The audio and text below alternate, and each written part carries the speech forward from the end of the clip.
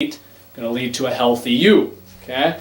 Damaged fats, on the other hand, those are our trans fats, which we've all heard of. Canola oil, vegetable oils. Why? Because these go rancid early. When you heat them up, they turn into trans fats. Remember, we talked about that last time, at least for those of you that were here. And commercialized meats, again, for the reason I just talked about, they're fed lots of grains.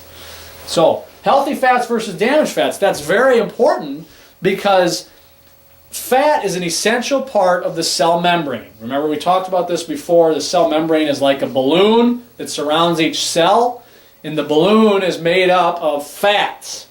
If you have healthy fats, you have a healthy functioning cell. If you have trans fats, damaged fats, your body doesn't know what to do with them. It doesn't know how to metabolize them. They get stuck on the surface of the balloon, of that cell wall, and they cause inflammation, which causes heart disease. So, we want to eliminate our damaged fats, increase our good fats. Alkalinity, acidity talks about pH. So this is the third cause of inflammation. Remember, we talked about sugar and what leads to sugar, improper fatty acid ratios. The third one here is pH. Our body is meant to be very neutral. 7.3 or so is the normal neutral pH. So pH is a measure of how acidic are you or how basic are you. When you go down towards 0, it becomes more acidic. When you go up towards 14, it becomes more basic. So it's a scale, okay? We talked last time about soda. It has an acidity, if anybody remembers, of 2.5. Our body wants to be at 7.3. Soda's way down here at 2.5. Remember I said it takes 30 glasses of water to neutralize 1 can of soda? So it's very acidic. The problem is, acidity is the environment that all disease lives in. All disease known to mankind lives in an acidic environment. So we don't want to be in an acidic environment. And heart disease is the same. It lives in an acidic environment. See if there's anything else I want to cover here. As you can tell, I don't really use my slides much. It's a skeleton to follow, but I'd rather just talk to you. I remember one time I heard it or read it. Cigarettes, then soda. Mm-hmm. Yeah, both extremely damaging. Yeah, you bet. So, what are some sources of acidity?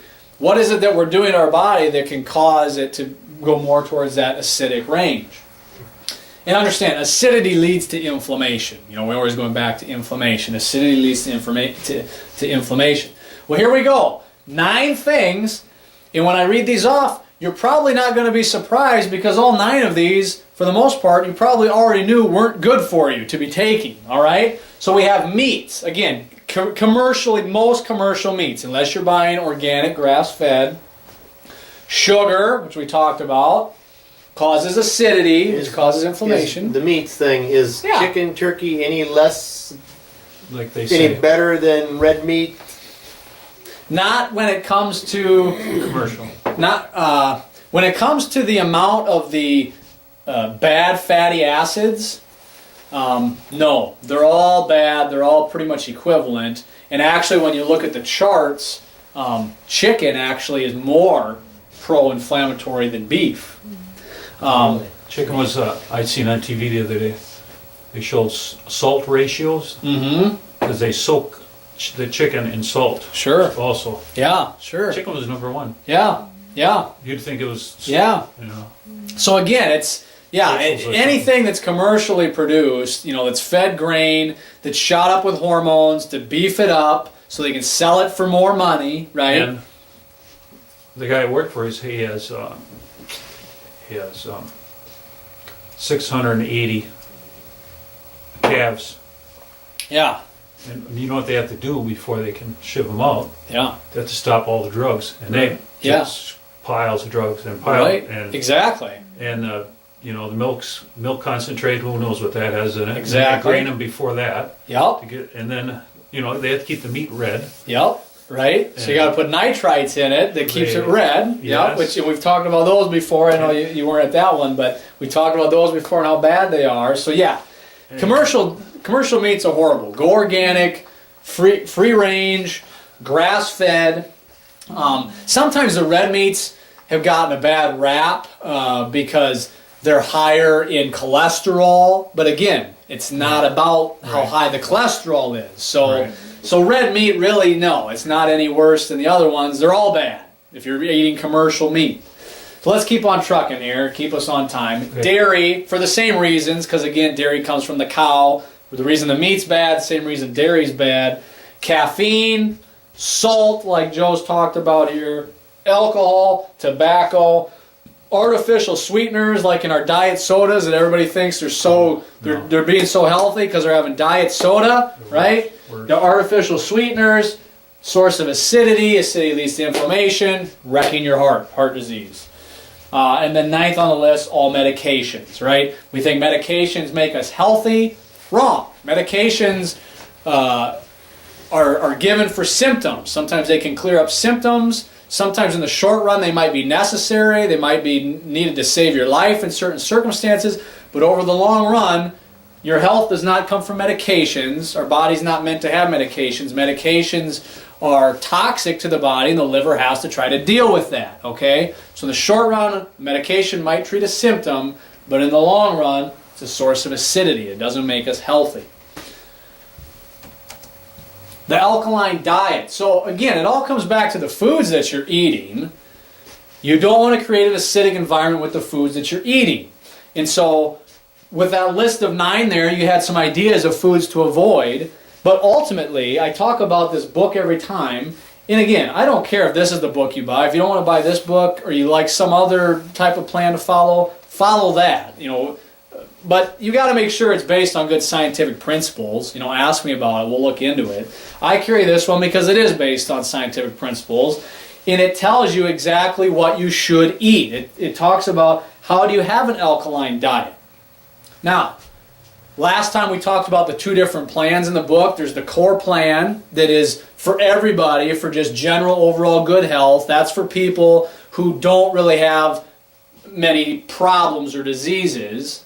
And then we talked about the advanced plan, which is a little more beefed up version, which you need to be on if you currently have problems. If you have heart disease right now, you need to be on the advanced plan.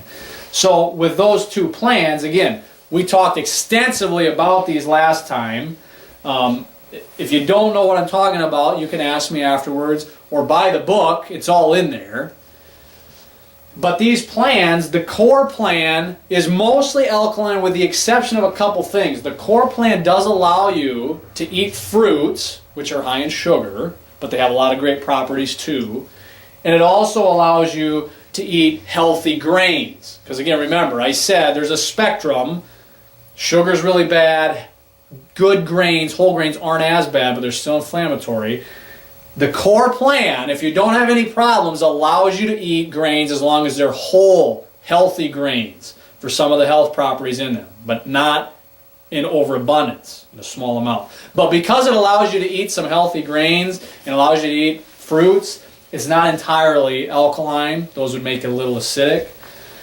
And the advanced plan is 100% alkaline, and again, that's because that plan is designed for somebody that needs to completely wipe out inflammation and acidity. They have problems, they have heart disease, whatever it might be.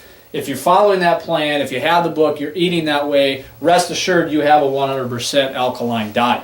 So quite frankly, if you have heart disease, if you're sitting in here because you have heart disease, or you know somebody that has heart disease, they need to be eating this type of diet. They need to buy that book and follow it, or something similar and follow it, so they're eating an alkaline type diet. The 4th and final cause of inflammation that we're going to talk about tonight is free radicals. So free radicals go back to, that's what will oxidize cholesterol. Remember, I started by saying it's not cholesterol that's the problem, it's oxidized cholesterol. Free radicals, they're substances that carry a charge. Okay? We'd rather things didn't carry a charge, because if you just stay neutral, you don't bother anybody, right?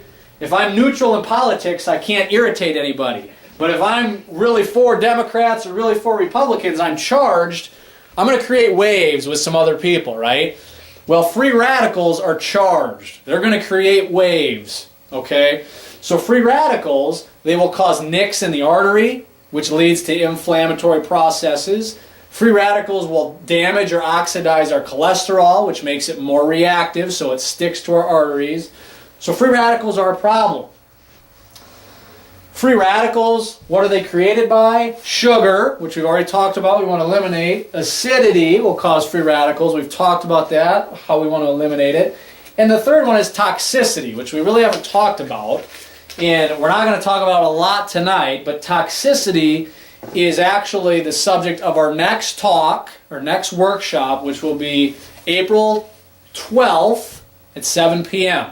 And that's written on your sheets that are take-home sheets. April 12th, 7 p.m. Get signed up tonight before you go. Tell Dr. Bree, yes, I'm going to be there, if you're going to bring anybody, so we have room for you. So we'll talk about toxicity more extensively next time, how we get exposed to it, how we eliminate it, how we can avoid it. But for tonight, I just want you to understand that toxicity will lead to the creation of free radicals, and free radicals lead to inflammation, and inflammation causes heart disease. So what should you do before you do a detox? Because part of toxicity, a lot of us will, well, we want to go on some type of detox. And there's lots of detoxes, and I'm not going to get into that. Obviously, I'm a proponent of the one we have. That's why I carry it. There's a lot of them I'm not a proponent of, and we can talk more about that next time that we talk about toxicity. But one of the ways that you can get rid of toxins or help your body get rid of toxins is some type of daily detox, which is good. However, before you do that, or while you're doing that, you also need to make sure that you're taking care of those healthy fats. Because again, remember, I said the healthy fats make up the cell membrane, that balloon that surrounds the cell. And bad fats get in the way. So, what we need is a healthy cell that will allow toxins to get out and block toxins from getting in. We need that in order for a detox to work. Because if we have an unhealthy cell where there's bad fats that glom on to the cell and get in the way, a detox is not going to be able to pull the toxin out of the cell because the bad fat's getting in the way. It's blocking the hole. Okay? So, before you detox or while you detox, it's important that you're making sure you're taking care of those healthy fats. That would be making sure you're on a good 2-to-1 ratio, omega-6 to omega-3 fatty acid. That would be making sure that you're not eating commercial meats. You're eating free-range, grass-fed, organic meats. Those are the things that you do to make sure that you have healthy fats in your cells. Eating lots of fish. I shouldn't say that. Too much fish, high in mercury. You should only have two servings of fish a week is what the FDA says because of high levels of mercury. What about wild game? It's less. Yeah, then that doesn't apply because the mercury levels in fish. No, I mean the toxicity. Are you talking like wild caught fish or wild game? Oh, yeah, deer. Oh, much less toxic because they live in a natural environment and they're eating natural food, so it's extremely healthy. Toxic is processed in humans. Yeah. Understand there's always going to be some level of toxins, but much less, much healthier. And it has a lot less fat content. Yeah, it does. Much more lean. Yeah. So lean's good. Mm-hmm. Yeah, lean is good. However, there's nothing wrong with eating some fat on meat as long as the fat is healthy. Again, if it was grass-fed, it's healthy fat, and healthy fat is essential. We talked a lot about that last time too. But so don't get the idea that fat in your meat is all bad, because some of it can be good as long as it's grass-fed meat. Right. Yep. Okay. So how it all works as we finish things up here. I wanted to be done by 8. I'm a few minutes over. 4-step process. We want to reduce the sugar, right? Change our damaged fats to healthy fats. Change the meat that you're eating to organic, free-range poultry and grass-fed beef. Lots and lots of vegetables. Another good source of protein, not only the meats, Duo Perfect protein, a whey protein. We talked more about that in previous talks. We'll talk about it more, but we carry a whey protein that comes from cows. It's a great source of protein. And the cows, again, how healthy is the cow? Ours comes from grass-fed organic cows. So it's important in your whey protein, not just your meat and your dairy, but anything that comes from the cow, you want to make sure the cow was healthy, fed right, raised right. So I told you, we talk about 7 steps to prevent heart disease.